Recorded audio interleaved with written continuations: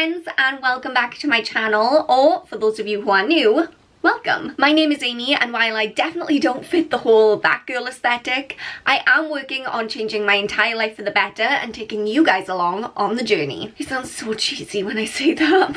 Today's video was pretty highly requested off the back of a video I put up recently about how to wake up early when you're not a morning person. I forget exactly what that was called. Anyway, today's video is going to be about insomnia and some of the things that you can try to help you get a better night's sleep. Ooh, insomnia. She and I go way back.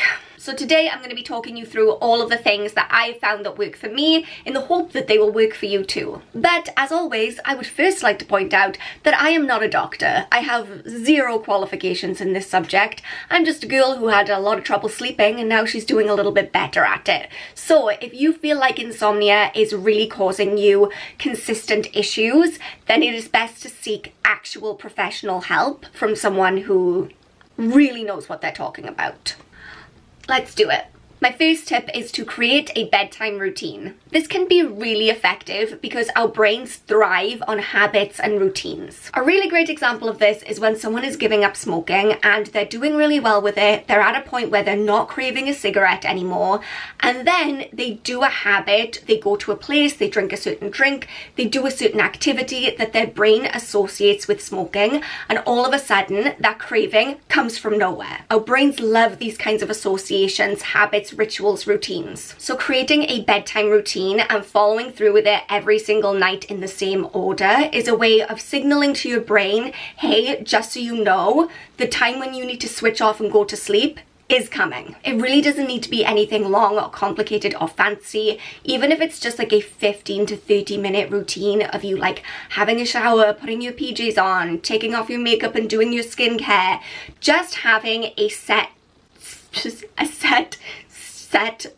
of steps. Just having a set of steps that you follow through with every night is going to train your brain into recognizing when it is time to go to sleep. My next tip is to get outside during the day. I work from home a lot of the time, and if I'm not careful, I can get to like 6 o'clock in the evening without once stepping foot out into the fresh air and sunshine. But it's so important to get outside, get that fresh air, get your body moving out in like the real world outside of your four walls. And actually, as much as I hate to admit it because I am not a morning person, the sooner you can do this in the day, the better. I really recommend that you go and listen to the Huberman Lab podcast. There's a specific episode all about sleep. I will link it in the description box. It explains things on a chemical, neurological level that is so interesting and so mind-blowing, but I, as someone who is not a scientist, I'm not going to be able to relay it to you in any detail that is accurate or makes sense to you.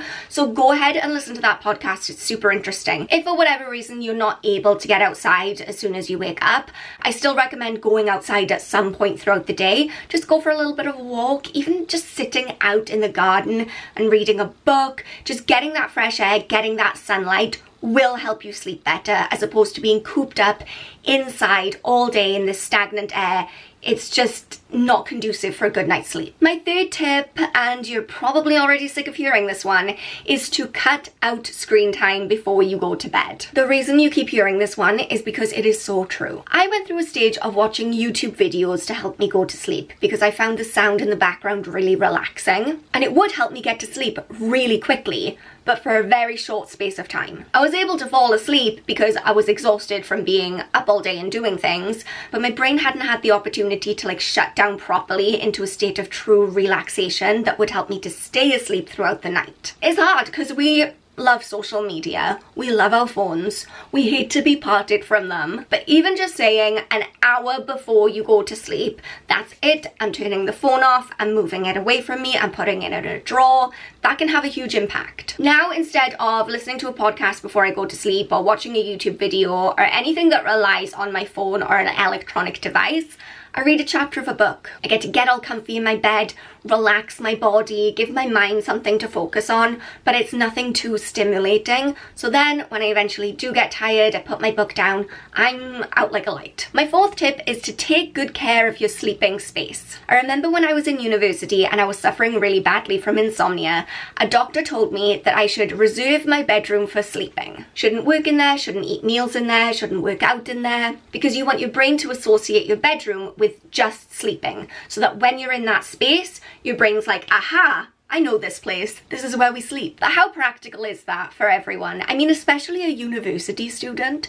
That was the only space I had in my life. I had to do everything in there. And even now, my bedroom still can't be just for sleeping. I don't have that kind of luxury of space. I film my videos in my bedroom. I edit in my bedroom. This is the space I come to when I need to be alone. So if, like me, you're not able to keep your bedroom just as a place to sleep in and you have to use it for other things too, there is a way around this. Just don't use your bed. I never sit on my bed to do editing. I never sit on my bed to read during the day. I never sit on my bed to journal. I sit at my desk. So even though I have to use this room for lots of different activities throughout the day, my bed is just for sleeping. Again, it's all about association, getting your brain to associate certain times, certain places, certain routines with sleep. My next tip is to stick to a sleep schedule, and this one sucks. When you have insomnia and you are awake until like 5:30 in the morning and then your alarm goes off at 6:30 to get up and start the day, it can be so tempting to think, I'm just going to snooze that and get my sleep in now. Don't do it. It's a trap. You have to stick to consistent times of waking up and going to bed. And that can be really hard if you are not sleeping well throughout the night. You just want to stay in bed and get that sleep whenever you can. And that also goes for naps. It can be so difficult to do this, to force yourself to get up when your alarm goes and stay awake throughout the day when you are just so freaking exhausted.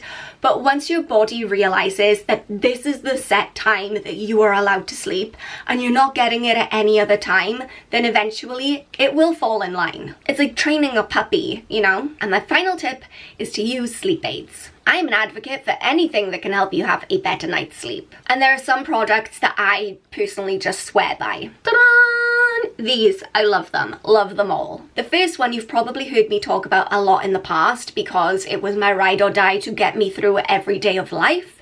It's Rescue Remedy. This is the regular Rescue Remedy. They do a special nighttime one that's to help you sleep. I lent mine to my dad because I'm at a point where I don't need it every night anymore, but for a long time I used to take the nighttime one every night before I went to sleep, and it just helped me relax and get into that state where I was ready to feel sleepy and tired, you know? 10 out of 10 recommend. I also recommend the daytime version if you are someone who is very stressed and anxious and uptight. Me. Another great option is the Sleep Better Oil by Tisserand. I have it two different ways. I have the Pulse Point rollerball that you can just put onto your wrists and the back of your neck. And I also have the diffuser oil. I can just put a few drops of that into my diffuser and let it run while I sleep. Again, this is a really great way to just help your brain relax, get you in the mood for bed, wind down, and I really do think that these work as well. I will link all of these in the description box down below. And the good thing about these is that they're all completely natural. So if you're not quite comfortable with the idea of taking a sleeping pill, these might be a good alternative to try. Insomnia sucks. I completely understand this. These things weren't a quick fix. It was a lot of trial and error, putting different things together and figuring out what worked for me, my brain, my body. And hopefully some of these suggestions will work for you. You might have to tweak them, you might have to mix and match, but hopefully applying some of these tips will help you to get a better night's sleep and beat that insomnia. Insomnia is not welcome here. We don't like that, no. If you have any tips for insomnia that you would like to share with me and the Odd Squad, go ahead and leave them in the comment section down below. I'm always looking for inspiration from you guys because you have the best ideas. If you enjoyed this video, please go ahead and give it a thumbs up to let me know. And if you haven't subscribed already, then why the heck not? This is a place where we get together to discuss all things personal development, intentional living, and dream chasing. So if those are the kinds of things that you're into, then I definitely think you should go ahead and hit that subscribe button. Thank you guys so much for watching this video. I hope you found it helpful. But until next time, remember that I love you so much. You are enough just as you are, and I will see you all soon. Bye guys.